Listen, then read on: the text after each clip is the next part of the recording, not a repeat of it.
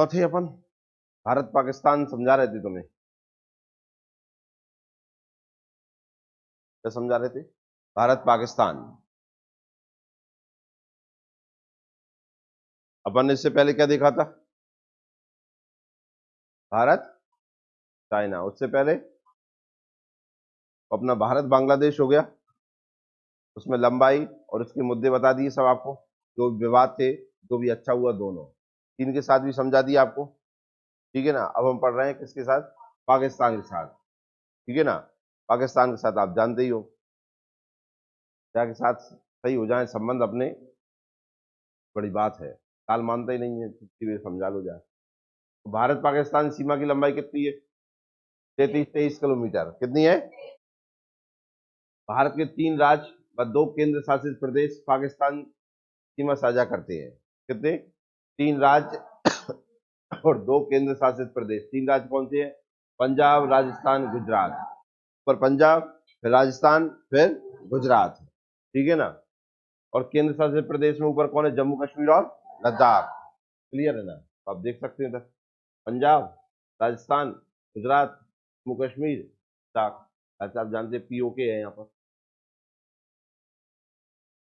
Siachen glacier है, ये Aksai चीन है, ठीक है ना। क्या आगे देखते हैं अपन? भारत पाकिस्तान सीमा के नाम, 2 सीमा चलती है, ठीक है ना। एक तो कौन सी रेखा है? रेड क्लिफ रेखा। कौन सी रेखा? और एक है कौन सी? एलओसी। कौन सी है? एलओसी, ठीक है ना। रेड क्लिफ रेखा जो है, उस रेड क्लिफ ने 17 अगस्त 1947 को भारत और पाकिस्तान की मध्य सीमा का निर्धारण किया था, ठीक है ना। बड़े जल्दबाजी में था भैया अपना ये। और एलओसी लाइन आप जानते हैं, युद्ध के समय में जो हमारे जम्मू कश्मीर वाला क्षेत्र है, उसमें जो पाकिस्तानी सेना जो घुसकर आई थी और हमने फिर से भगाया था भयंकर तरीके से, तो फिर जहां युद्ध विराम हुआ था, वहां की जो लाइन बन गई थी, उस लाइन का क्या नाम है? LOC line. पूरा नाम क्या है? लाइन ऑफ कंट्रोल, ठीक है ना। कंट्रोल करके रखिए तुम उधर, हम इधर, जब भी कंट्रोल से मुक्त होंगे तुम्हें भगा दिया जाए, ठीक है ना। फिर हमने देखे थे भारत और पाकिस्तान के मध्य मुद्दे कौन कौन से हैं, प्रमुख मुद्दे। वैसे रोज के मुद्दे तो होते ही रहते हैं। सीज फायर आप जानते, रोज उल्लंघन हो जाता है। सीज फायर जानो आप? कौन कौन जानता है सीज फायर?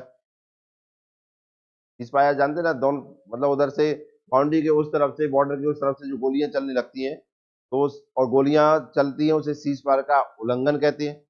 और फिर थम जाती है तो उसे क्या कहते हैं? सीज फायर हो गया। तो सिंधु जल समझौता, सियाचिन ग्लेशियर, भारत पाकिस्तान युद्ध, पाक का दलित कश्मीर, सरक्रीक, कचकरण और उरी तथा पुलवामा हमला, ये हम मुद्दे पढ़ेंगे।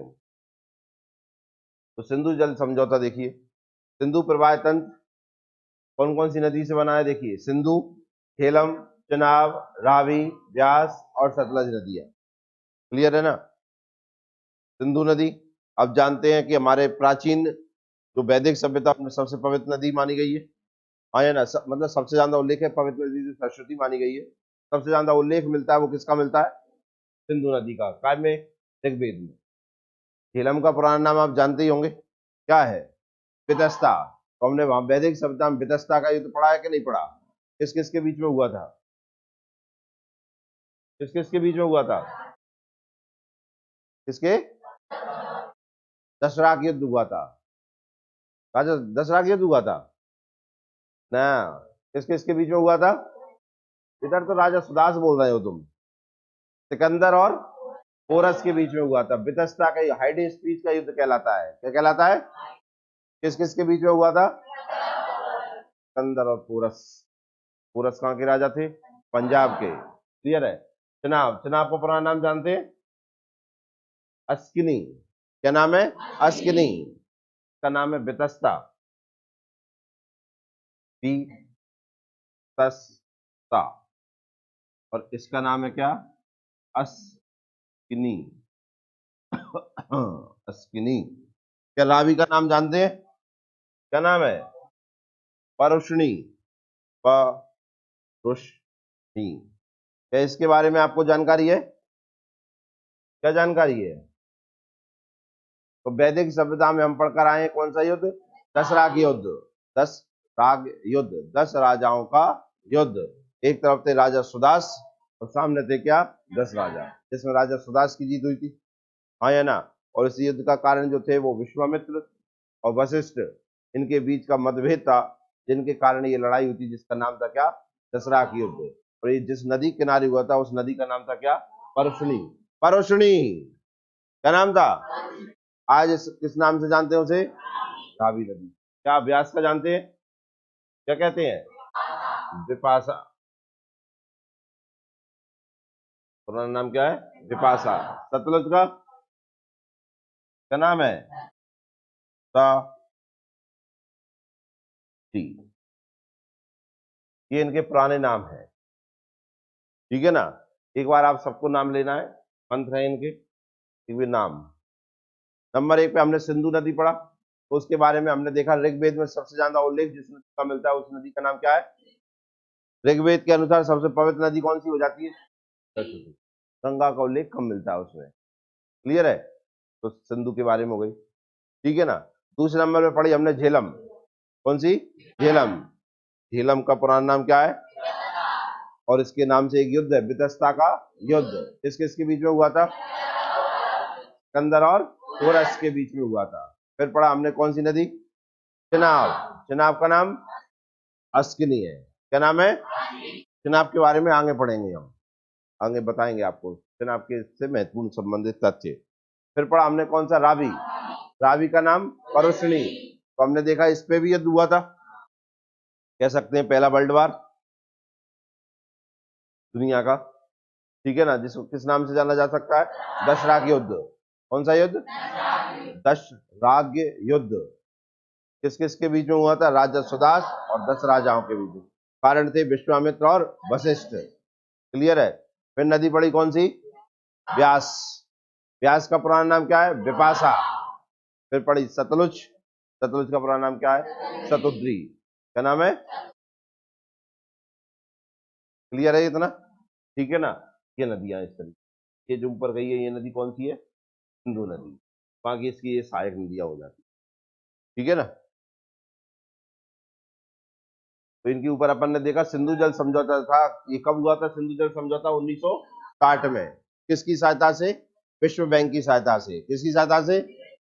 अब इसमें क्या था कि ऊपर की 3 नदियां कौन कौन सी, सिंधु झेलम चिनाब, कौन कौन सी, इनका 80% पानी जाएगा पाकिस्तान को, 20% मिलेगा किसको, और नीचे की 3 नदियां रावी ब्यास और सतलज 80% इंडिया को और 20% पाकिस्तान।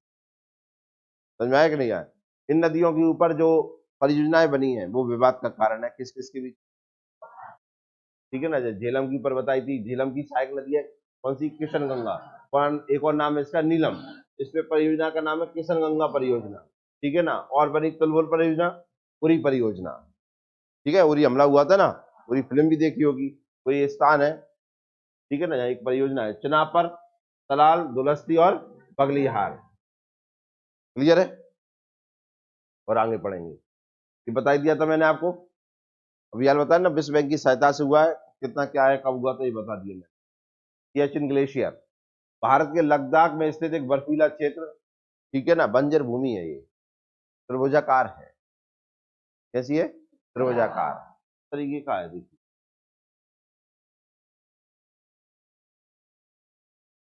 इधर तो ये पड़ जाता है काराकोरम श्रेणी,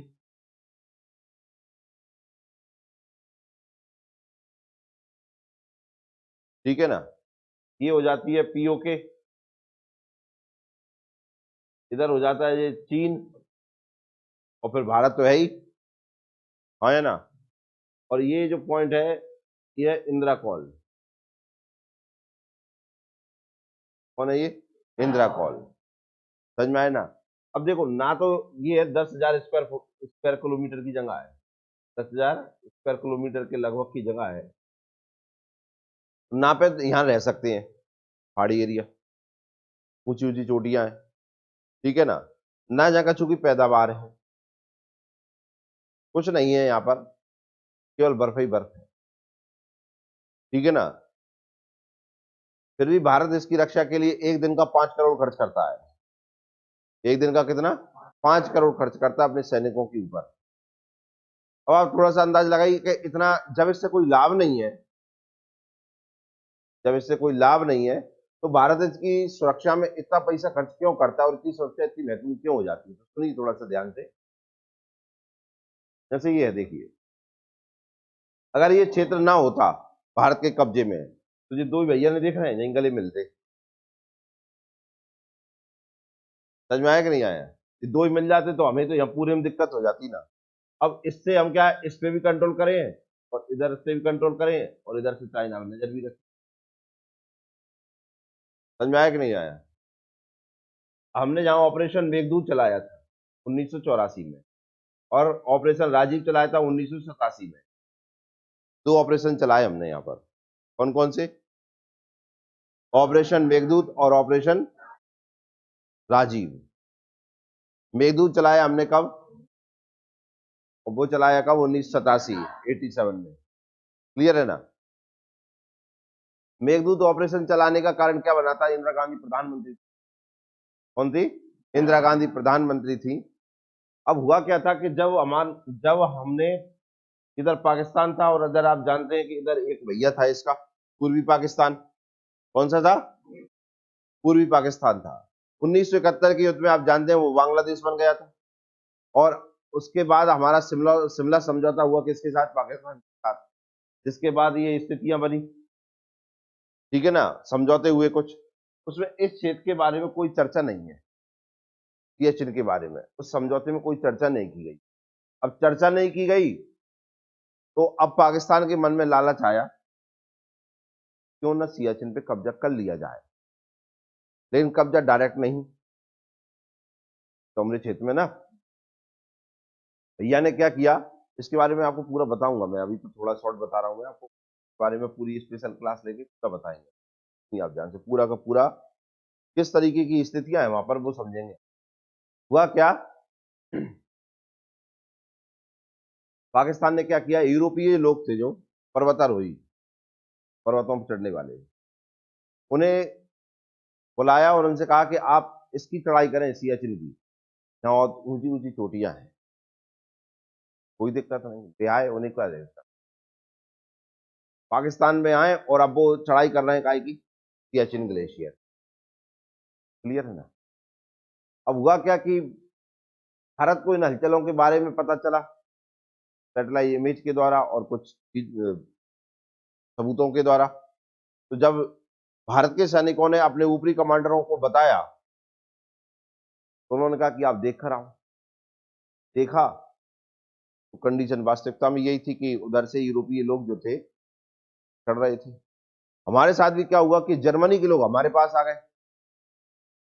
वहां के लोग, जर्मनी के लोग हमारे पास आए कि हमें भी चढ़ने की अनुमति दो। तो अनुमति क्यों मांग रहे हैं?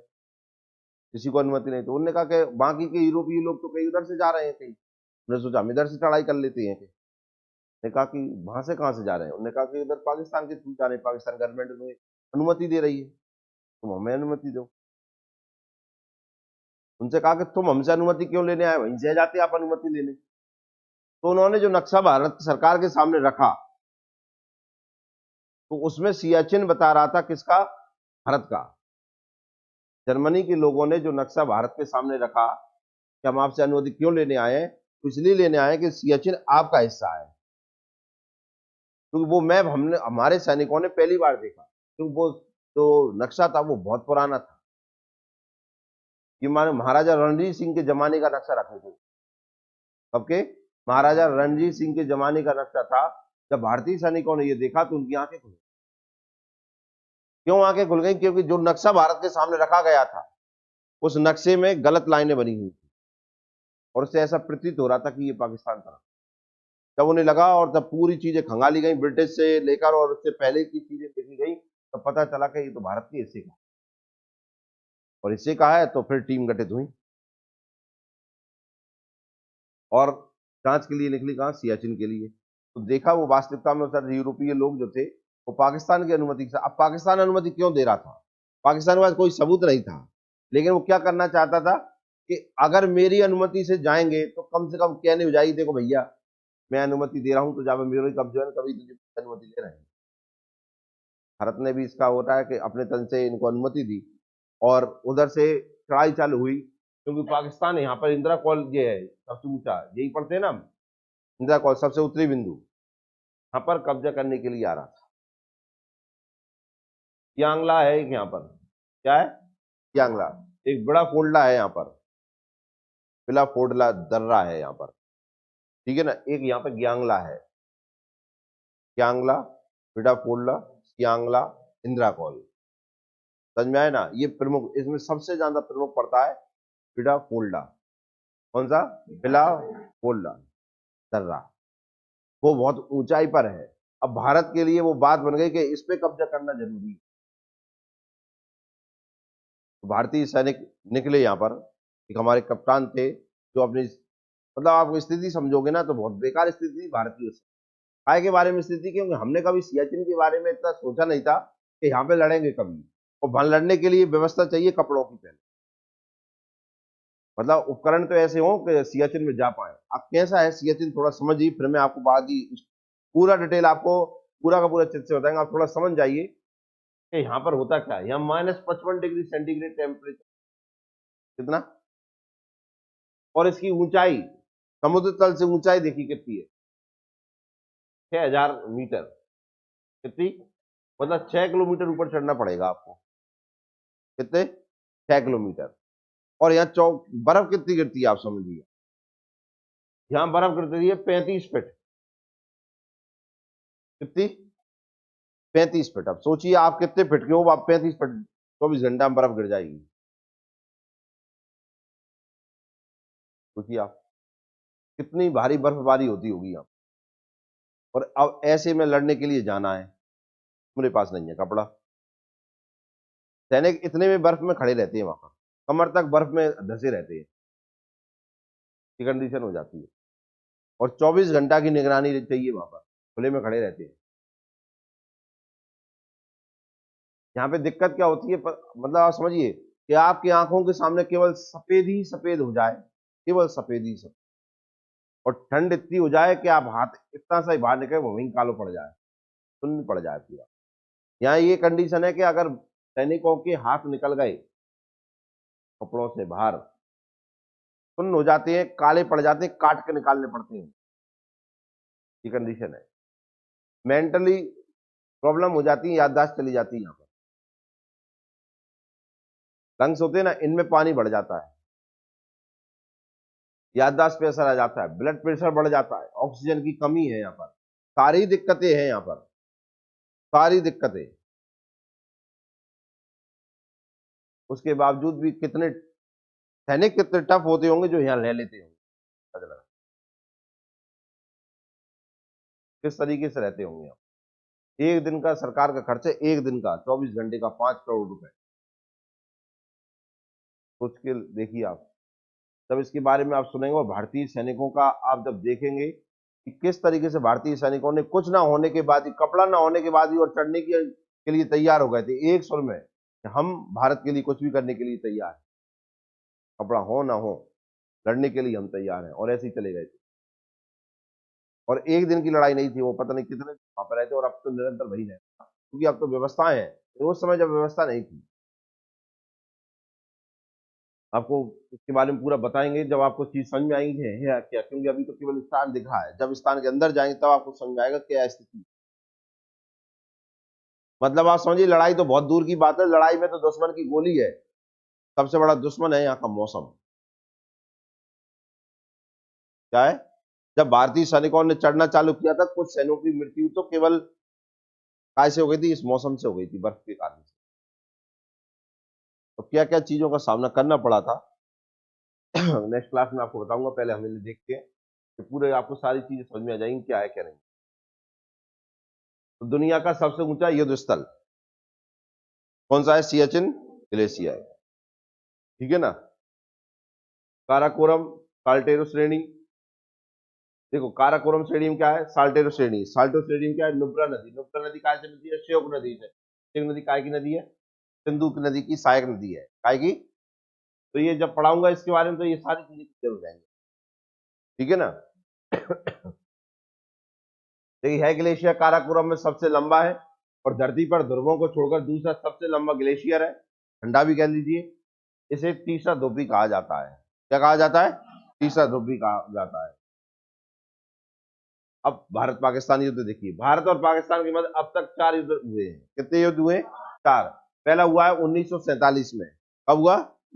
1947। भारत और पाकिस्तान के मध्य एलओसी का निर्धारण हुआ। इसमें क्या का निर्माण हुआ? एलओसी। जब मैं आपको वो बता रहा हूँ ऑपरेशन मेघदूत और राजीव, उसी समय मैं आपको ये समझाऊं, ठीक है ना, किस तरीके से पाकिस्तान ने ये सब हुआ था और क्या भारत सरकार के सामने प्रॉब्लम आई थी। क्योंकि इस समय आप जानते हैं जम्मू कश्मीर जो था, वहां के राजा थे कौन? हरि सिंह। कौन थे? और वो भारत में विलय होना नहीं चाहते थे और ना पाकिस्तान में विलय होना, अपना स्वतंत्र राज्य चाहते थे। लेकिन तभी पाकिस्तान ने उस पर कब्जा करने के लिए उधर से चढ़ाई चालू कर दी। जब उनने चढ़ाई चालू कर दी पाकिस्तान ने, तो हरि सिंह के सामने दिक्कत ये हो गई कि उनका सामना नहीं कर सकते थे, कि वो बहुत तेजी से आगे बढ़ रहे थे। तो हरि सिंह ने जब भारत से सरकार से अनुमति मांगी कि हमारे लिए रक्षा करें, सबसे बड़ी बात है रक्षा किस उद्देश्य से करें, रक्षा किस उद्देश्य से करें। तब एक विलय पत्र दोनों के बीच में साइन हुआ, भारत सरकार और हरि सिंह। उसके बाद फिर भारत सरकार ने एक्शन लिया। उस समय का जो एक्शन हुआ वो वाकई में बहुत, मतलब मजा आता है सुनने में और देखने में आता है भारत ने कैसे काम किया था, उस कम समय में कैसे काम किया था, उसके बारे में पता चलेगा आपको यहाँ से। फिर हुआ 1965 ऑपरेशन जिब्राल्टर। कौन सा ऑपरेशन चला? जिब्राल्टर। द्वितीय विश्व युद्ध के बाद दुनिया का सबसे बड़ा टैंक युद्ध है ये, सबसे बड़ा टैंक युद्ध कहलाता है। सबसे ज्यादा टैंक चले थे, टैंक जानो, तो ठीक है ना, गोला जिससे निकलते हैं, ठीक है ना। तो ऑपरेशन कौन सा था ये? जिब्राल्टर। कब चला ये? 1965 में। पाकिस्तान ने फिर फायदा होता, 62 में लड़ाई हुई थी हमारी चाइना के साथ में।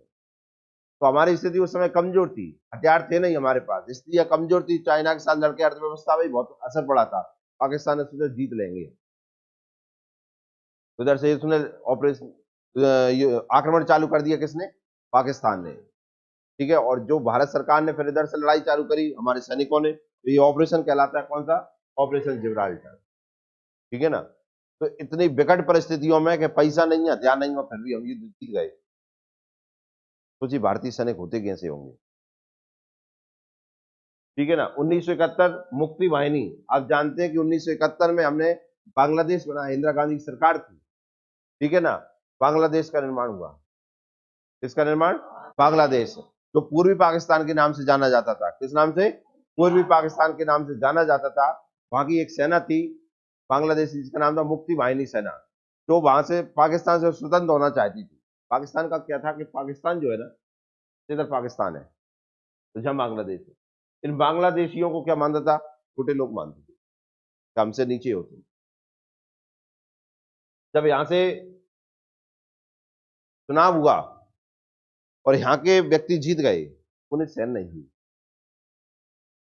तो वहां सत्ता दबाने के लिए वहां पर क्या इन्होंने दंगे करवाए, जिससे कि काम खत्म हो और हमारे हाथों में सत्ता आ जाए। तो मुक्ति वाहिनी सेना ने वहां पे दंगों का सामना किया और अपना स्वतंत्र होने के लिए उन्होंने काम चालू कर दिया।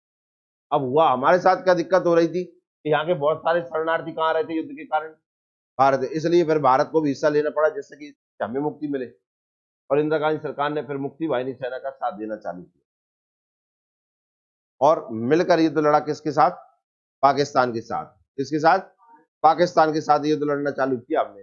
लेकिन पाकिस्तान ने भी फिर फायदा उठाया और हमारे इधर से जो इधर वाला क्षेत्र है, गुजरात और राजस्थान वाला क्षेत्र है, तो राजस्थान के इस साइड से घुसना चालू कर दिया। तो हमारी सेना इधर लगी थी, उन्होंने कहा कि इधर से कब्जा कर, जैसे भारत कमजोर पड़ जाएगा तो अपन इन्हें मार लेंगे।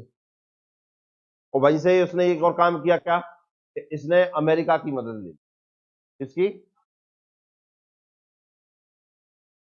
तो आप समझ रहे हैं ना कि दो तरफ से भारत इधर लड़ रहा है, इधर से हमला हो गया, वहीं एक और आ गए कौन लड़ने के लिए? तब इंदिरा गांधी सरकार ने रशिया सरकार की मदद ली। किसकी? अब इसे भी बढ़िया समझेंगे तो मजा आएगा। वैसे मैं आपको उसके बारे में वैसे बता चुका हूँ, ठीक है ना। तो मुक्ति वाहिनी सेना। फिर 1999 में कौन सी ये लड़ाई हुई? कारगिल। कौन सी लड़ाई? कारगिल। ऑपरेशन विजय चलाया इसमें। कौन सा ऑपरेशन? इन सब में इन्हें जब आप नजदीक से जानो इन ऑपरेशन के बारे में, तो समझ में आता है कि भारतीय सैनिक हैं कैसे, विकट परिस्थितियों में भी लड़ने के लिए हमेशा तैयार रहने वाले और देश के लिए कर गुजरने के लिए तैयार है। पढ़ेंगे हम इसके बारे में, किसके बारे में, कारगिल युद्ध के बारे में। कब हुआ था? ऑपरेशन विजय, अटल बिहारी की सरकार थी यहाँ पर इस समय, ठीक है ना। जब ऑपरेशन विजय चलाया था, कारगिल युद्ध हुआ था 1999 में, ठीक है ना। तो ये युद्ध के बारे में देखिए पूरा का पूरा ये बना है, 1940, 50, 60, अब कौन सा या हुआ, पूरा का पूरा बनाया, ठीक है ना। इसे आप पढ़ लेना। और देखिए इसके बारे में बता देते हैं कौन कौन से हमले हुए। 2 जनवरी 2016 से 5 जनवरी 2016 पठानकोट हमला हुआ। कौन सा हमला? पठानकोट हमला। 18 सितंबर 2016 को उरी हमला हुआ। 18 सितंबर 2016 कौन सा हमला? उरी हमला।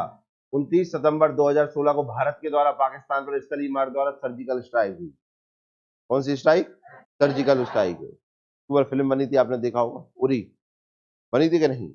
कब हुआ था ये? 29 सितंबर 2016 पाकिस्तान ने ये पठानकोट और उरी हमला किया था 18 सितंबर को, 29 सितंबर को हमने हमला कर दिया, ठीक है ना। 14 फरवरी 2019 पुलवामा हमला हुआ। कौन सा हमला? और 26 फरवरी 2019 को भारत के द्वारा पाकिस्तान पर हवाई मार्ग द्वारा बालाकोट स्ट्राइक हुई। बालाकोट पड़ता है कहां पर? यूके में। कहां पर?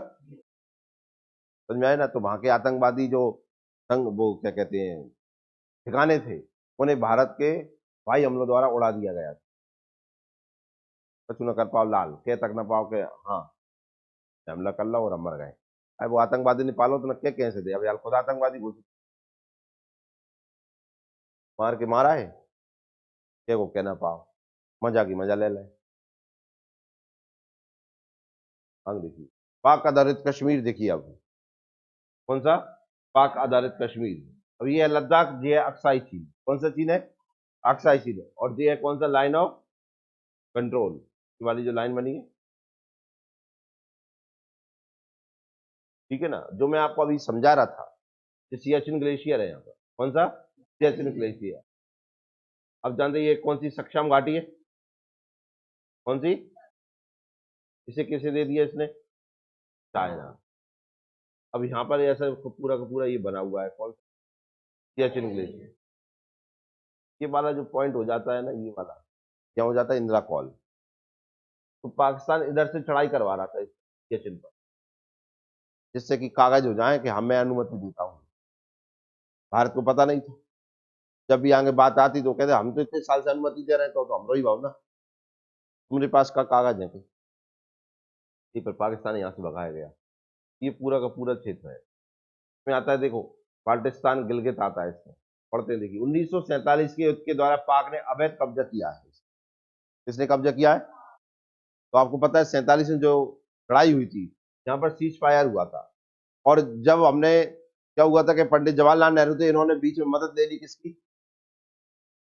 संयुक्त राष्ट्र संघ की। बस युद्ध जब रुका तो यहीं के रुक के रह गया, जबकि जो हमारा क्षेत्र था इसके आगे हम कर नहीं पाए, जबकि हमारे सैनिक इन्हें खदेड़ रहे थे। अगर उस समय संयुक्त राष्ट्र संघ से बात ना होती तो ये यहीं पे तो इनको हिस्सा और लेके जाते हमरे। फिर वो क्या परिस्थितियां बनी जिसके कारण पंडित जवाहरलाल नेहरू को बात करनी पड़ी, कहां पर? यूएनओ। और सीज फायर हो गया यहाँ पर। यहाँ पाकिस्तानी सेना रुक के रह गई, या हमारी और लाइन क्या लड़ने लगी, क्या? LOC, ठीक है ना। और ये क्षेत्र कहने लगा क्या? पाक अधिकृत कश्मीर। समझ में आया कि नहीं आया? इसकी राजधानी क्या पड़ती है? क्या पड़ती है? हाँ तो पढ़े, आओ तो मिलकर पढ़ते हैं। पाक अधिकृत कश्मीर। 1947 के युद्ध द्वारा पाक ने अवैध कब्जा किया। राजधानी क्या है इसकी? मुजफ्फराबाद। पीओके की राजधानी क्या है? पीओके दो हिस्सों में है, आजाद कश्मीर और गिलगित बाल्टिस्तान। एक तो है क्या इसमें, और क्या है? गिलगित बाल्टिस्तान। दिख रहा है आपको? हाँ बाकी इधर है। देखिए 1963 में 5000 वर्ग किलोमीटर तकसाम क्षेत्र को पाकिस्तान ने चीन को दे दिया। कौन सी क्षेत्र को? कितना क्षेत्र है ये? 5000 वर्ग किलोमीटर का, ठीक है ना। भारत की संसद द्वारा वर्ष 1994 पाकिस्तान अधिकृत कश्मीर और गिलगित बाल्टिस्तान दोनों जम्मू कश्मीर राज्य के अभिन्न अंग है, ऐसा हमने कब कह दिया? अब क्या इसका हो यार, एक आध दिन ले लो, अब बहुत मुलक दिन हो गए। लेने चाहिए कि नहीं लेने चाहिए? जब हमने भी अभिन्न अंग ही है जम्मू कश्मीर के, और अब तो लद्दाख के अभिन्न हो गए, भैया तो लद्दाख के क्षेत्र में आ गए कि नहीं, तो अभिन्न है, एक आध अंग पूरे ही बना दो, जोड़ जाड़ दो, ठीक है ना, कहने न पड़े, दिखते रहे। भारत की सबसे ऊंची चोटी केटू पाक अधिकृत कश्मीर के गिलगित बाल्टिस्तान में स्थित है। केटू कहां पर है? तो मैंने आपको बताया था इसके ऊपर 2 प्रश्न बनते हैं, भारत की सबसे ऊंची चोटी और भारत में स्थित सबसे ऊंची चोटी। भारत की सबसे ऊंची चोटी कौन सी हो जाती है? केटू। भारत में स्थित सबसे ऊंची चोटी कौन सी हो जाती है? कंचनजंगा। कौन सी हो जाती है? कहां पर है? सिक्किम में। की का मतलब हो जाता है संपूर्ण भारत, मैं का मतलब होता है वर्तमान में भारत, फिर पीओके को नहीं करते हम काम। दोनों को समझ में आए? मैं और की का ये अंतर है, तो ध्यान रखना पड़ेगा आपको। भारत की सबसे ऊंची चोटी हो गई कौन सी? केटू। तो कहां पर है? पीओके में। और भारत में स्थित सबसे ऊंची चोटी कौन सी है? क्लियर हुआ?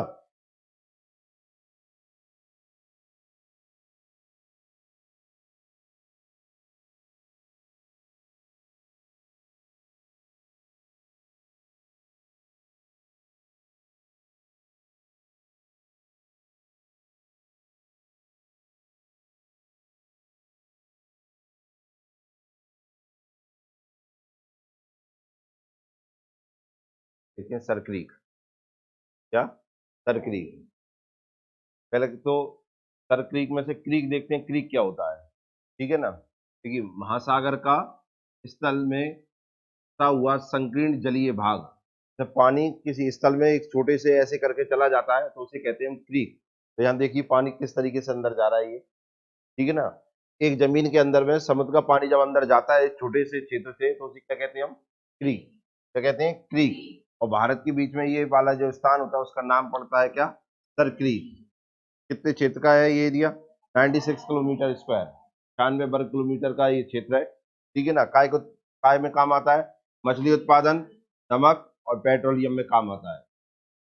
काय का उत्पादन होता है यहाँ से? नमक, पेट्रोलियम, मछली। कितने के एरिया का है? 96 किलो। इस नाम से जाना जाता है सर क्रीक।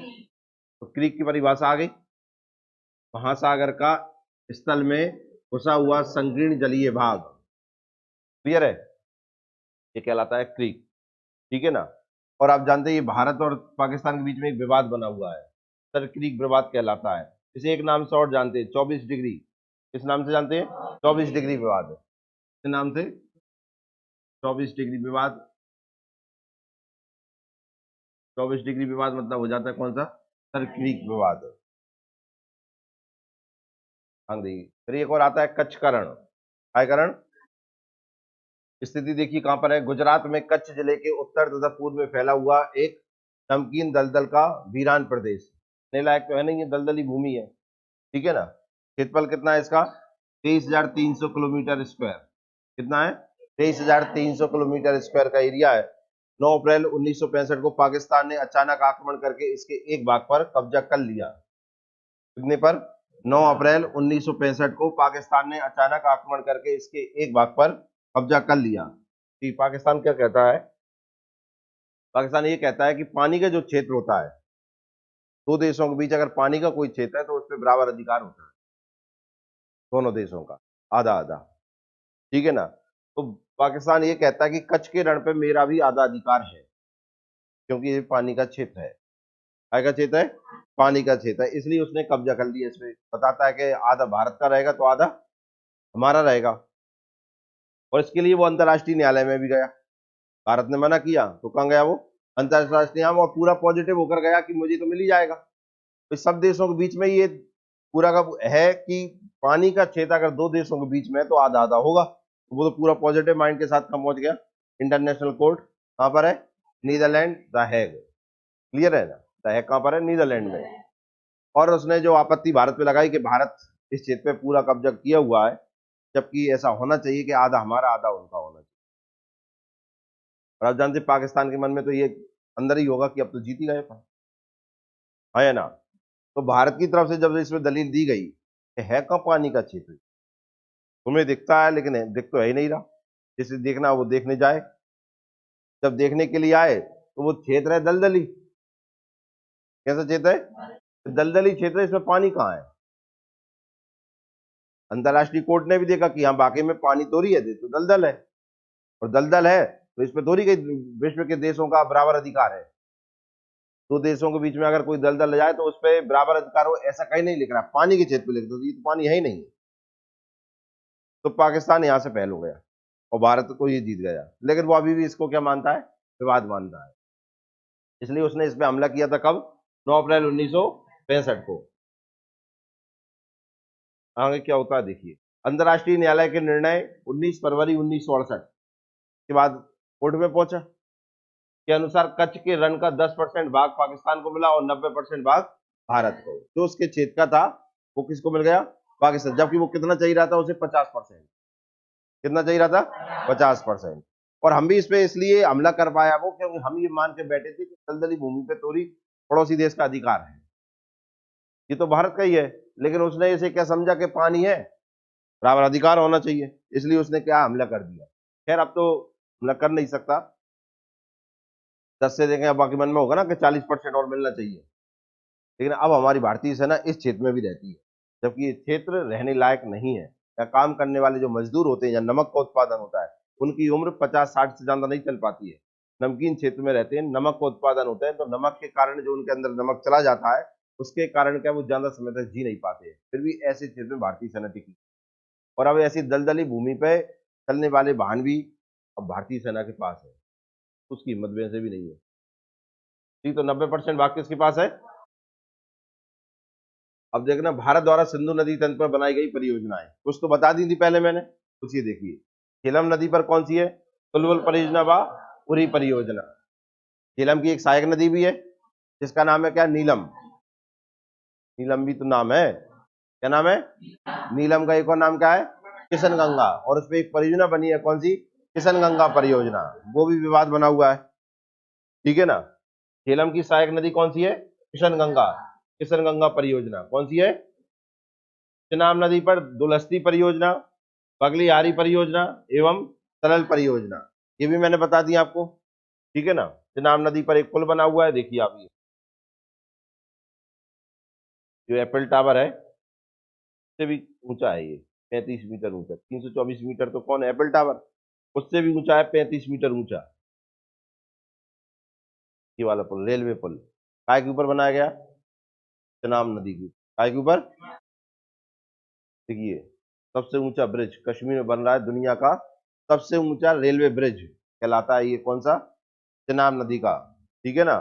315 मीटर लंबे इस ब्रिज पर दिसंबर 2022 तक आवाजाही शुरू हो गया। खर्चा ये -20 डिग्री तापमान को भी ब्रिज पर कोई असर नहीं पड़ेगा। कितना मजबूत बनाया गया। अब देख सकते हैं भारतीय इंजीनियरिंग का सबसे अच्छा उदाहरण है ये। देखिए किस तरीके से ये पुल बनाया गया है। पहले ये आर्क बनाया गया इस पर, फिर इस आर्क पर इस तरीके से, तो आपको यहाँ आर्क, उसके ऊपर ये रेलवे ब्रिज। अब हम पढ़ते हैं क्या, भारत और नेपाल के बीच सीमा और उससे संबंधित विवाद।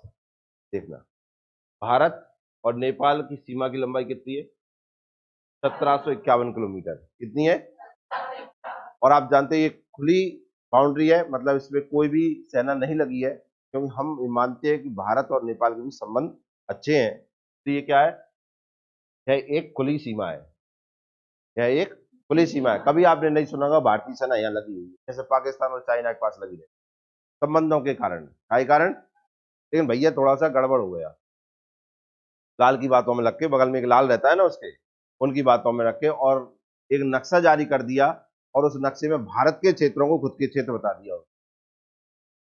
क्या, भारत के कुछ क्षेत्र जो उत्तराखंड में हमारे जो क्षेत्र है, उसे खुद के क्षेत्र बता दिया।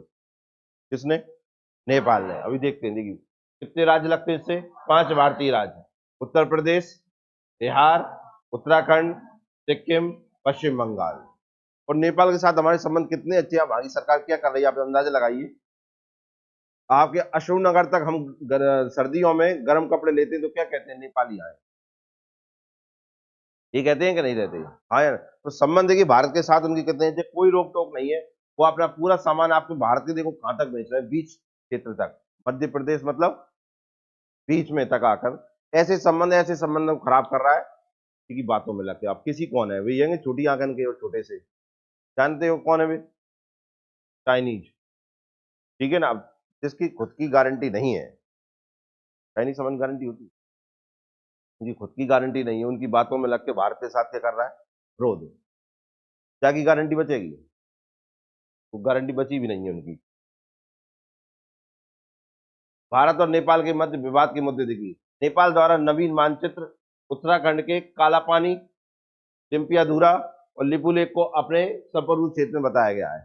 खुद ने अपने काय में बता दिया, मानचित्र में बता दिया, मैप जारी किया और उसमें किसको, कालापानी, टिम्पियाधुरा और लिपुलेख, और इसका हवाला दिया उसने बहुत पहले की एक संधि हुई थी, सिंगोली की संधि हुई।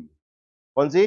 सिंगोली की संधि। उसमें ये कहा गया कि ये जो काली नदी है, क्या काली नदी, इसका एक और नाम महाकाली, इसका पूर्व का क्षेत्र उस संधि के अनुसार कहीं नेपाल का है और इधर का क्षेत्र किसका है, इंडिया का।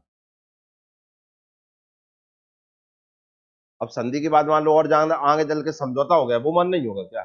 वर्तमान में जो समझौता है वो मान होगा कि जो पहले करे आए बात वो बात मान होगा। अगर हम डालें अपने प्राचीन भारत को तो पता चला अफगानिस्तान आधा चाइना माइना लैला के बैठ जाए कि हमारे खुद के क्षेत्र रहेंगे, कहीं हट जाओ, सब भग जाओ। तिब्बत हमारा, नेपाल हमारा, श्रीलंका हमारा, अफगानिस्तान हमारा, पाकिस्तान के उधर के क्षेत्र हमारे, सब क्षेत्र, जापान अपना।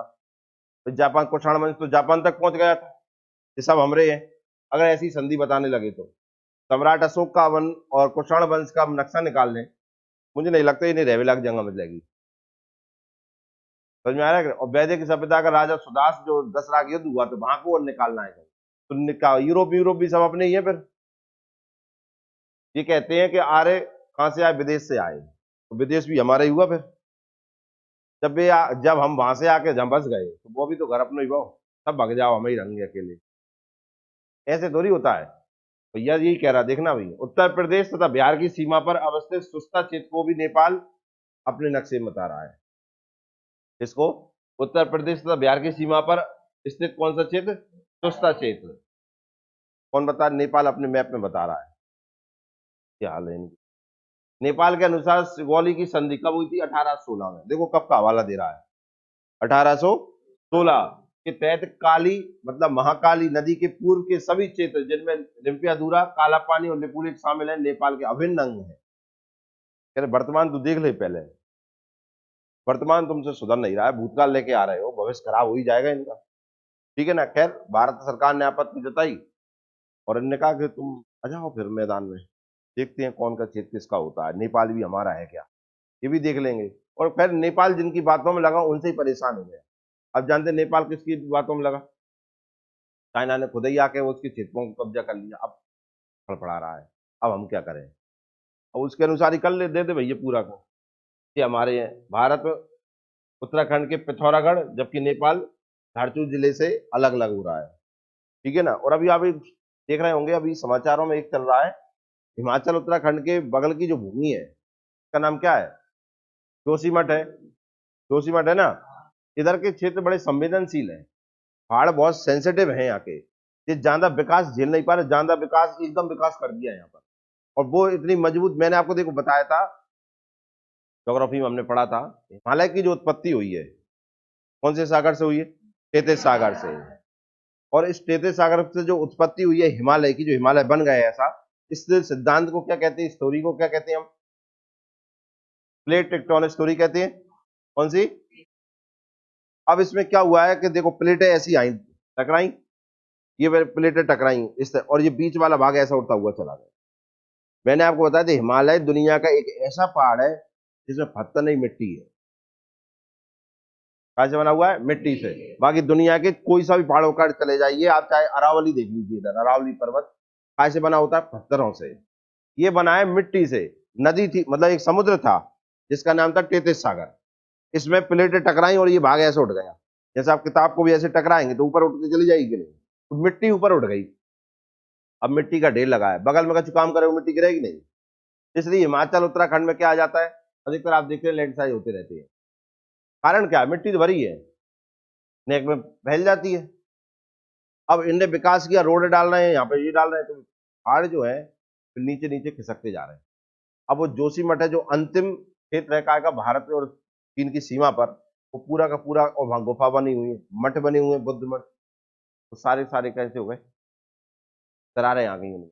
और अब कितनी खतरनाक दरारें आ रही हैं कि वहाँ जो डैम वैम बने हैं, उनका पानी उनमें आने लगा, गांव के गांव खाली हो रहे हैं। भारतीय सेना उतर गई है वहां पर, सिर्फ बचाने के लिए, कैसे भी करके इस क्षेत्र को बचाना है, क्योंकि वो ऐतिहासिक दृष्टि से भी महत्वपूर्ण है, इस कारण से और बचाना जरूरी है। तो गुफाएं बनी हुई है, बुद्ध मठ से समझ लो बौद्ध लोगों की वहां पर आस्थाएं जुड़ी हुई हैं, तो इस कारण से उसे बचाना जरूरी है। तो इसका नाम भी क्या लिखा है, तो मठ, मठ लगाए ना, मठ होते हैं कौन के, बौद्ध धर्म से। तो जो गुफाएं हैं वहां पे बहुत प्राचीन, उन सब में क्या हो गया, दरारें आ गई हैं। तो इसलिए उसको बचाना, अब सेना खैर उतर गई वहां पर, तो बहुत कुछ काम होगा। विकास विकास के नाम पे वहां विनाश विनाश हो गया। करने गए थे क्या, सुनाई आई, बजट तो भी विकास कितना, बाकी लोगों ने कहा सुनाई देते, तो कहते रहने दो यार, रहने दो, अब नहीं चाहिए विकास, घर ही नहीं बच रहा है, ऐसे विकास को क्या फायदा।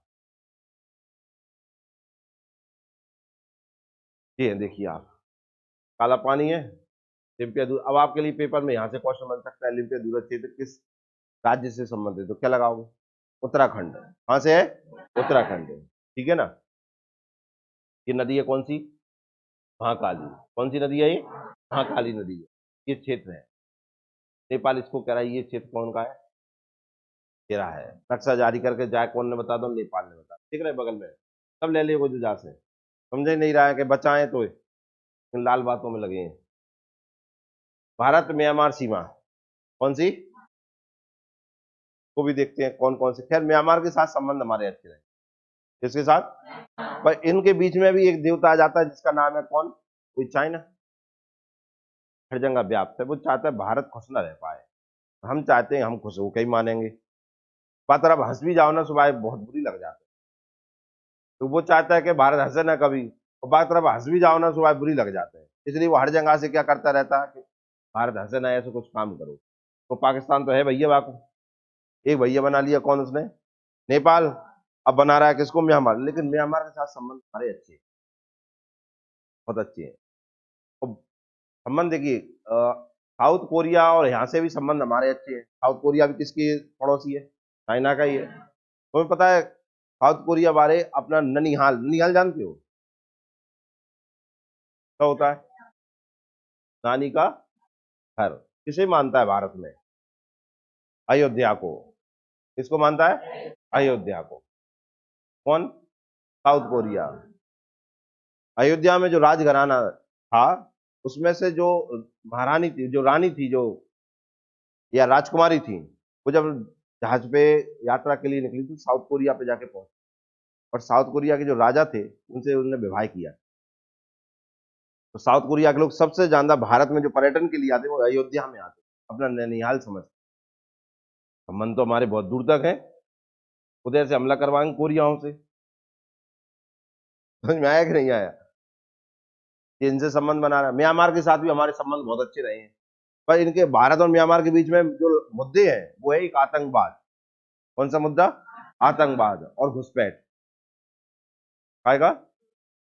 खैर भारत और म्यांमार ने मिलकर, सेनाओं ने मिलकर इसका समाधान किया है, दोनों ने ऑपरेशन चलाए हैं। पूछ सकता है आपसे, भारत और म्यांमार की सेना ने मिलकर कौन सी ऑपरेशन चला, पाकिस्तान के साथ ऑपरेशन चलाए भी हमने ही अकेले चला ले, भाई भगाई दो। पर यहाँ दोनों देश अच्छे थे तो दोनों देशों ने ऑपरेशन चलाए, ठीक है ना। दूसरा ये क्वेश्चन पूछ सकता है कि म्यांमार में जाने का भारत के द्वारा रास्ता कहां से है, कौन सा दर्रा है। संबंध और कितने अच्छे हो सकते हैं कि देखिए, भारत भारत में ही जाने के लिए, अगर भारत पूर्वोत्तर भारत में जाए तो 1800 किलोमीटर की यात्रा करेगा, पश्चिम बंगाल से। कहां से, पश्चिम बंगाल से। अगर हमें लास्ट में यहाँ मणिपुर तक जाना है तो कितने किलोमीटर जाना पड़ेगा, कितना, 1800 किलोमीटर की यात्रा करनी पड़ेगी बाय रोड। लेकिन म्यांमार के रास्ते से जाएं तो 900 किलोमीटर। कितने, कितना घट गया, आधा हो गया। तो आधे में अकेले रोड आधी थोड़ी भाई है, सब लोग काम आधा होगा कि नहीं, हाँ या ना। लेकिन जाएंगे कहां से, म्यांमार से। कहां से जाएंगे, और म्यांमार इसके लिए तैयार है कि हाँ भारत जा सकता है। तो संबंध आप इससे समझिए ना कितने, क्या होगा कि ये भारत है, भारत में यहाँ कलकत्ता है, कलकत्ता से ये म्यांमार है, तो ये भारत का बंदरगाह है पश्चिम बंगाल में, वेस्ट बंगाल में, ये है कलकत्ता बंदरगाह। कौन सा? कलकत्ता। कौन सा? ठीक है ना। और ये म्यांमार है। कौन सा? म्यांमार। म्यांमार का यहाँ बंदरगाह है सितवे। कौन सा? सितवे। ठीक है ना। तो हम यहाँ से जहाज के द्वारा चलेंगे, समुद्र में नाव लेके गए और ये पहुंच गए सितवे, म्यांमार में पहुंचे। ठीक है ना। यहाँ से एक नदी गई है कराधान नदी। कौन सी नदी? कराधान नदी, म्यांमार में। यहाँ ऊपर गए, यहाँ से हम लगे बाय रोड, 129 किलोमीटर की रोड डालेंगे और ये आ गए म्यांमार। देखो ना, रोड डालना पड़ी तुम्हें, अगले 129 किलोमीटर की रोड ही डालने पड़ रही है ना। पर पानी तुम्हें डालना पड़ेगा समुद्र में, जहाज ले जाओ पानी डाल लो जहाँ, पानी पहले से ही है, नदी में भी पानी हमेशा से ही है। तो जहाज गया समुद्र में, फिर पहुंचा नदी में, अब 129 किलोमीटर जाना है हाईवे पर, पहुंच गए कहां पर? म्यांमार। और यहाँ से 1800 किलोमीटर तुम्हें जाना है, तो पूरी रोड बनानी पड़ेगी।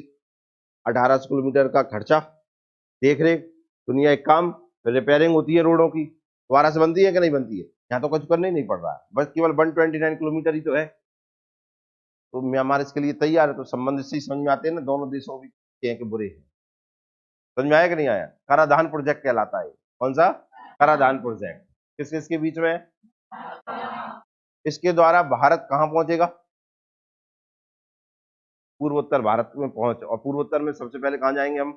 कराधान प्रोजेक्ट के द्वारा मणिपुर जाएंगे, ये है ना भैया, सॉरी मिजोरम में। कहां पे जाएंगे? मिजोरम में। कहां पर जाएंगे? मिजोरम में जब प्रवेश करेंगे तो कौन सी दर्रे से करेंगे? तुजु दर्रे से। कौन से? तुजु दर्रे। तो ये क्वेश्चन यहां बन गया, भारत और म्यांमार के बीच में दर्रे का नाम क्या है? कौन सा दर्रा है?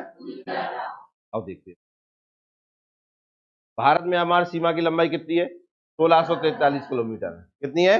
1643 किलोमीटर। किस किस की? 4 भारतीय राज्य। कौन कौन से? देखिए, अरुणाचल प्रदेश टच करता है किसको? म्यांमार को। उसके नीचे है मिजोरम, फिर मणिपुर और नागालैंड, ये टच करते हैं किसको? म्यांमार को। क्लियर है? ये आपने माइंड में मैप बनाना पड़ेगा। देखिए इधर से, तो ये कौन है? अरुणाचल प्रदेश, इसके नीचे नागालैंड, मणिपुर, मिजोरम। ठीक है ना। सबसे ऊपर देखिए कौन आ जाएगा? अरुणाचल प्रदेश। अरुणाचल प्रदेश के नीचे नागालैंड, नागालैंड के नीचे मणिपुर, और मणिपुर के नीचे मिजोरम। ये टच करते हैं किसको? म्यांमार को। ठीक है ना। क्या त्रिपुरा टच करता है? बताइए। ठीक है ना। भौगोलिक या प्राकृतिक सीमा देखिए काय के द्वारा अलग होती है? अराकान योमा श्रेणी। क्या? अभी पूछ ले, अराकान योमा श्रेणी किस पर्वत का हिस्सा है? तो आंसर लगाना हिमालय। किसका? हिमालय का है। किसका है? हिमालय।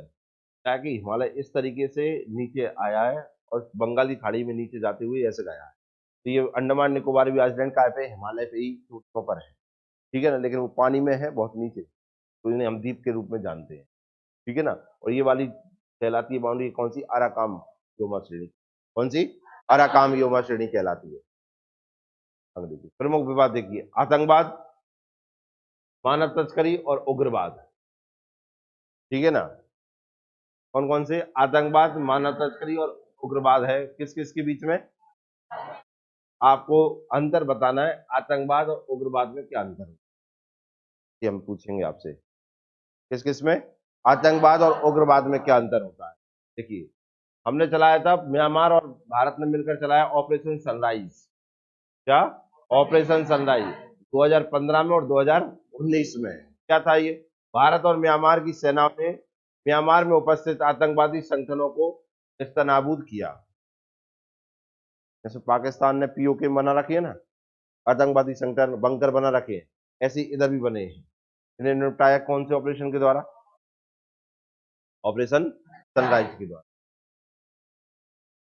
कलादान प्रोजेक्ट देखिए, कोलकाता को म्यांमार के 7वें बंदरगाह से, कोलकाता बंदरगाह को एक और नाम से जाना जाता है, कौन बताएगा? आदि पर कोलकाता बंदरगाह को और किस नाम से जाना जाता है? क्या कहते हैं? पूर्व का लंदन कहते हैं। क्या कहते हैं?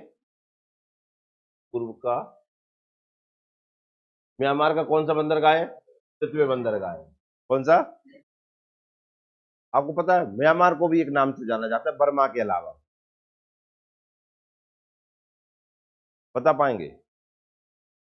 म्यांमार को बर्मा के अलावा और किस नाम से जाना जाता है? तो पता? Gateway of south East Asia, किस नाम से? और यही बता देंगे, रुक जाओ मत। तो इस परियोजनाओं से कोलकाता और मिजोरम के बीच की दूरी 1800 किलोमीटर से घटकर कितनी हो जाएगी? 930। आदि हो गई कि नहीं? फैक्ट देखिए, पुराना नाम बर्मा, दक्षिण पूर्व एशिया का द्वार कहलाता है। का gateway to South East Asia. Bharat शासन अधिनियम गवर्नमेंट ऑफ इंडिया एक्ट 1935 के द्वारा म्यांमार को भारत से अलग किया गया। 1937 एक्ट आया, 35 में अलग किया गया। क्वेश्चन कैसे पूछेगा ये आपको लगाना है। भारत और म्यांमार अलग हुए कब? तो 33। किस एक्ट के द्वारा अलग हुए? 35। क्लियर है ना? क्यों? हाँ, तो ये बताएंगे कि जो एक्ट है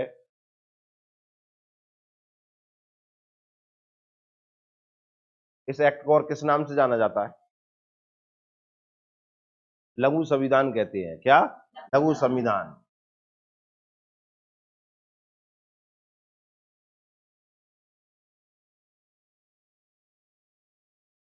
लघु मतलब क्योंकि संविधान का अधिकतर भाग, कम से कम आधा, तो हमने किससे लिया है? 1935 के एक्ट से लिया है हमने। ठीक है ना? तो पुराना नाम क्या है इसका? बर्मा।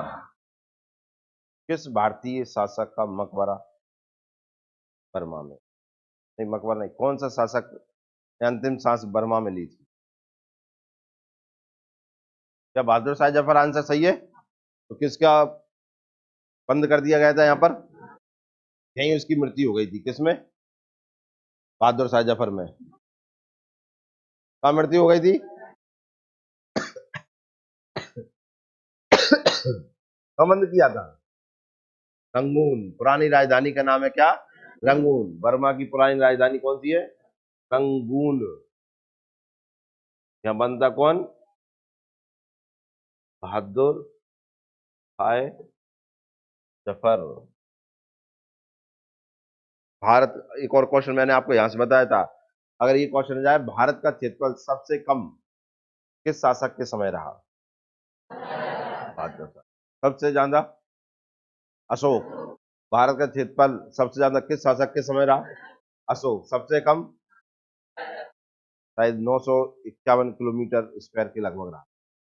कितना? सब पे किसका कब्जा हो गया था? अंग्रेजों। ठीक है ना? अंतिम दिल्ली राजा कहलाता है कि नहीं? दिल्ली का अंतिम बादशाह है कि नहीं है? मुगल बादशाह बहादुर शाह जफर। कब बंद किया था? रंगून में। किसने? अंग्रेजों ने। मृत्यु हो गई थी। ठीक है ना? और इसे किस नाम से जानते हैं म्यांमार को? दक्षिण पूर्वी एशिया का द्वार। कब अलग हुआ भारत से? 33 में। किस एक्ट के द्वारा? आओ, ये हमने स्थलीय सीमाएं देख ली। हाँ हाँ, सॉरी, मैं कहा बता रहा था मिजोरम में। कौन सा दर्रा? तुजू दर्रा कहाँ पर है? मणिपुर। मणिपुर। कौन सा दर्रा है ये? तुजू दर्रा कहाँ पर है? मणिपुर में।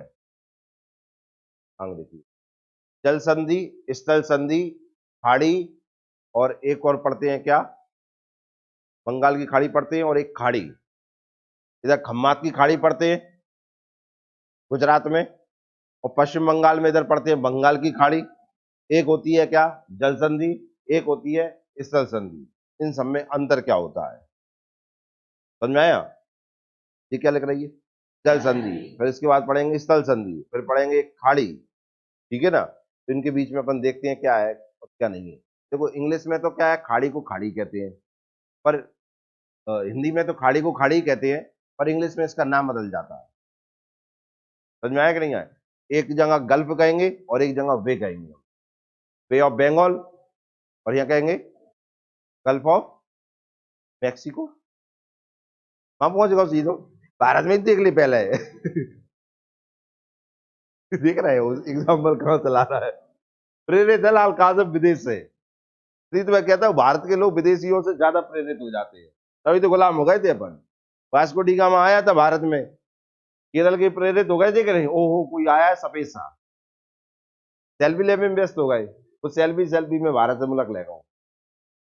लाल बेटा दे कहूँ की एग्जाम्पल आओ, गल्फ ऑफ लाल झनंगे कहूँ की गल्फ, सब है अपने पास, भारत है, दुनिया की हर चीज अपने पास है, उपयोग कर पाए ना कर पाए भगवान ने सब दिया। देखिए जल संधि, देखिए इंग्लिश में क्या कहते हैं, स्टेट। ऐसी जल राशि जो दो स्थलीय खंडों को अलग करे तथा दो जलीय राशियों को जोड़े उसे क्या कहते हैं, ठीक है ना, मतलब पानी को जोड़ना, जुड़ रही है क्यों, हाँ। और ये क्या हो रहा है, अलग, स्थल अलग, पानी जुड़ना, पाक जल संधि एग्जाम्पल, क्लियर है कि नहीं। तो इसे क्या कहते हैं हम, जल संधि। स्थल संधि क्या होता है, स्थल संधि को क्या कहते हैं, ऐसा स्थल जो दो स्थल खंडों को जोड़ने तथा जल राशियों को अलग करे, क्यों, हाँ। अब पुराने समय में देखा जाए, प्राचीन समय में राम सेतु, क्या, राम सेतु क्या कर रहा था, दो पानी के जो क्षेत्र थे उन्हें अलग कर रहा था, दो स्थल खंडों को जोड़ रहा था, भारत और श्रीलंका को जोड़ रहा था कि नहीं, हाँ या ना। तो ऐसे क्षेत्र को क्या कहते हैं हम, स्थल संधि। खाड़ी, क्या खाड़ी दिख रही है आपको, खाड़ी क्या होती थी, समुद्र से जुड़ी हुई ऐसी जलराशि जो तीन ओर से भूमि से गिरी हो, कैसे, तीन ओर से भूमि से गिरी हो तथा संकीर्ण मुहाना हो, संकीर्ण मुहाना मतलब छोटा मुहाना हो, मुहाना मतलब मुंह, मुंह कैसा हो, छोटा हो, तो ये मुंह देख रहे हैं, ये छोटा हो, ऐसे को क्या कहते हैं, खाड़ी। और मुंह चौड़ा कर दो तो हो जाता है क्या, पे, समझ में आए ना। और ये क्या लिखा है, ऐसी जगह जो तीन ओर से भूमि से गिरी हो, ऐसे तीन ओर से भूमि से गिरी हो, इसे क्या कहते हैं हम, खाड़ी। और तीन ओर से पानी से घिरा हुआ क्या कहलाता है, प्रायद्वीप, क्या कहलाता है, प्रायद्वीप। अगर तीन ओर से पानी से घिरा है, तो हमारा साउथ इंडिया आप देख सकते हैं तीन ओर से पानी से घिरा हुआ कि नहीं, तो उसे क्या कहते हैं, प्रायद्वीपीय है भारत, कहते हैं कि नहीं कहते, हाँ या ना। अगर पानी से कोई भूमि अगर तीन ओर से पानी से घिरी हुई है तो क्या कहलाती है, अगर पानी तीन ओर से भूमि से घिरा हुआ है तो क्या कहलाता है, समझ में आए ना, क्लियर हुआ कि नहीं हुआ। तो इसे क्या कहते हैं हम, खाड़ी कहते हैं। हम मात की खाड़ी एग्जाम्पल हो गया, पे, हिंदी में क्या कहेंगे इसे, खाड़ी। समुद्र से जुड़ी एक ऐसी जलराशि जो तीन ओर से भूमि से घिरी होता था, इसका मुहाना विस्तृत या चौड़ा होता है, उसे क्या कहते हैं हम, क्या कहते हैं, खाड़ी। का मुहाना है, कैसे मिलकर बनी है, ये समुद्र पर होती दोनों कहां पर है, समुद्र में ही, कैसे होती है, समुद्र में, क्लियर हुआ करें। तो इस जैसे कि एग्जांपल, बे ऑफ बंगाल, समझ में आया कि नहीं आया। तो हाँ यार, भारत की जलीय अंतर्राष्ट्रीय सीमा किस किस से लगती है, कौन सी, जलीय अंतर्राष्ट्रीय सीमा, क्या श्रीलंका से लगती है, इंडोनेशिया से लगती है, पाकिस्तान से लगवाते हो, पाकिस्तान से तो लगती ही है, मालदीव, बांग्लादेश, म्यांमार, छह देशों के साथ हमारी क्या लगती है, अंतर्राष्ट्रीय जलीय सीमा। अब कुछ देशों को तो हम पढ़ आए, इसमें से किस किस को पढ़ लिया हमने, पाकिस्तान को पढ़ लिया, म्यांमार को पढ़ लिया, बांग्लादेश को पढ़ लिया, ठीक है। जिन्हें नहीं पढ़ा उन्हें अब देखेंगे हम। श्रीलंका, कौन सा है पहला, श्रीलंका। समुद्र पार भारत का सबसे निकट पड़ोसी देश कौन सा है, मतलब जलीय के हिसाब से देखा जाए तो सबसे पड़ोसी देश कौन सा जाता है, श्रीलंका, ठीक है ना। अन्य नाम क्या है देखो इसके, ताम्रपर्णी, श्रीलंका का नाम क्या है, ताम्रपर्णी, ताम्रपर्णी। शिलोंग, कौन सा है, शिलोंग। रत्नों का द्वीप, कौन सा, रत्नों का द्वीप। पूर्वी समुद्रों की स्वामिनी, कौन से, पूर्वी समुद्रों की स्वामिनी। भारत की चाय की बूंद, चाय अब बैकर पीती है, एक आध बूंद के रूप में टपका है नीचे, तो क्या कहते हैं इसे, भारत की चाय की,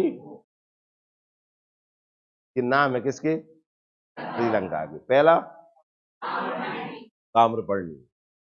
ताम्रपत्र होते थे पहले, क्या होते थे, ताम्रपत्र देखिए काय के होते हैं, तांबे के, ठीक है ना, पत्र लिखे जाते थे उस पर, ठीक है ना भैया, कि हाँ तो एक और नाम क्या है? शिलोंग। हम दक्षिण भारत के राजाओं को पढ़ते हैं तब उनके समय में श्रीलंका का जो वर्णन मिलता है काय के रूप में मिलता है? शिलोंग के रूप में। कुलचेल पांड पढ़ते हैं तब नाम काय का मिलता है? शिलोंग। भारत का कब्जा था काय पे? सिलोन पर। ठीक है ना। एक और रत्नों का द्वीप, एक और पूर्वी समुद्रों की स्वामिनी, और भारत की चाय की बूंद, ये नाम है।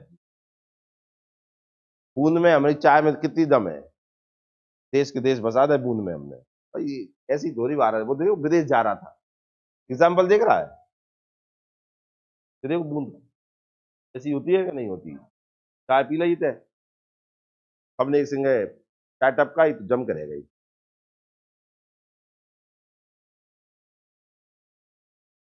पाक जल संधि थी, भारत व श्रीलंका को अलग करती है कौन? किस किस को जोड़ती, किसको है? बंगाल की खाड़ी को पाक खाड़ी से जोड़ती है। किसको? क्या नहीं कह रहे हम? आप ये बताओ, पाक खाड़ी है, जाए छोड़ो भाई, पूरा पाक जल संधि किस किस को जोड़ती है? किसे? भारत की खाड़ी और बंगाल की खाड़ी। ये कौन सी खाड़ी आ गई अब? भारत की खाड़ी कौन सी है? नहीं बना ली क्या जाएंगी? लाल तुम महंगर पढ़ते हो यार, तुम्हारा जवाब नहीं।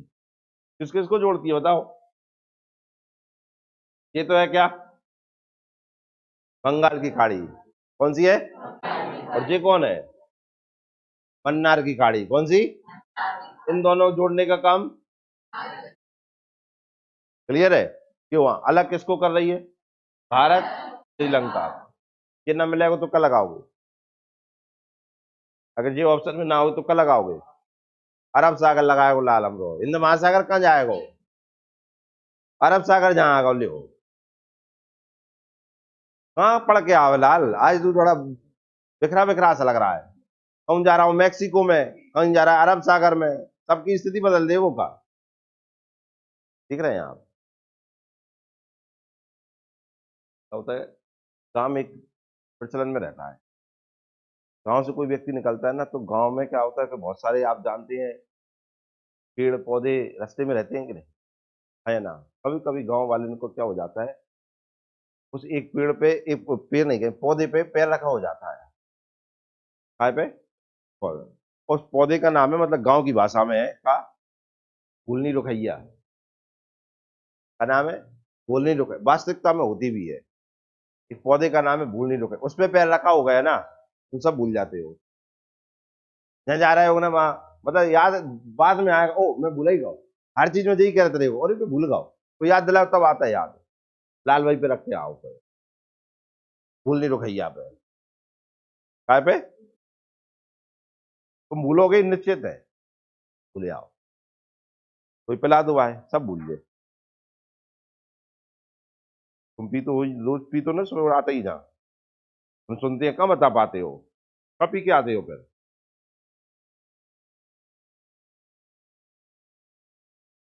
राम सेतु और आदम ब्रिज है। देखिए, भारत पम्बन द्वीप, तमिलनाडु व श्रीलंका के मध्य से 50 किलोमीटर लंबा ब्रिज है। किस नाम से जानते हैं? राम सेतु या आदम ब्रिज। कौन बताएगा? हाथ ऊपर करना। पम्बन द्वीप पर कौन सा एक धार्मिक क्षेत्र स्थित है? पम्बन द्वीप पर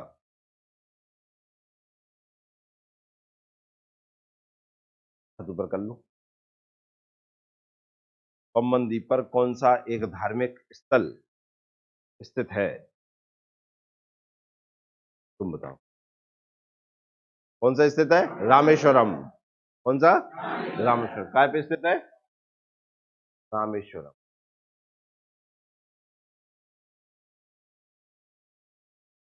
है ना? रामेश्वरम आप जानते हैं किसने स्थापना की थी? भगवान ने की थी। जहाँ पे भगवान राम ने भगवान से स्थापना की थी, शिवलिंग की स्थापना की थी। और स्थापना कराने के लिए कौन आया था?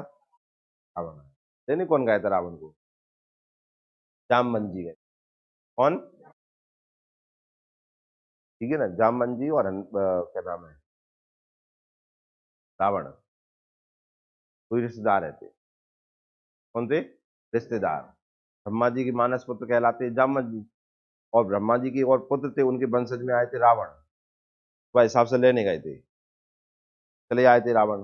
तो एक रावण में से नहीं भी आता, लेकिन उन्होंने कहा कि जो मेरा वास्तविक काम है उसके लिए कोई मुझे पुकारेगा और मैं ना जाऊं तो ये तो मेरे कई धर्म के खिलाफ है, इसलिए जाना चाहिए। कि भाई ये चले गए थे, तो स्थापना काय की कराई, भगवान शिव की शिवलिंग की स्थापना करी, और क्षेत्र कहलाया क्या, रामेश्वरम। ठीक है ना। कितने किलोमीटर का है, 50 किलोमीटर। विवाद मछुआरों तथा कच्चा तीबू द्वीप। कौन सा द्वीप है, कच्चा तीबू द्वीप। इन दोनों के बीच में एक द्वीप है, कौन सा, कच्चा तीबू द्वीप। अब वो इंदिरा गांधी के समय से विवाद बना हुआ है। किसके समय से, इंदिरा गांधी ने गिफ्ट के रूप में किसे दे दिया, श्रीलंका को। और यहाँ क्या भारतीय मछुआरे पहुंच जाते हैं, आराम आराम कर लेते हैं, लेकिन लंका वाले कहते नहीं, जब मत आओ कर, कितने आऊंगे। ये विवाद है। अब इसके बाद इसे नेक्स्ट क्लास में पढ़ेंगे। किसको, श्रीलंका को। किसको, श्रीलंका को। तो कच्चा तीबू द्वीप विवाद किसके बीच में, भारत और श्रीलंका के बीच। ठीक है, इसके श्रीलंका भी खत्म नहीं हुआ और आगे देखेंगे हम।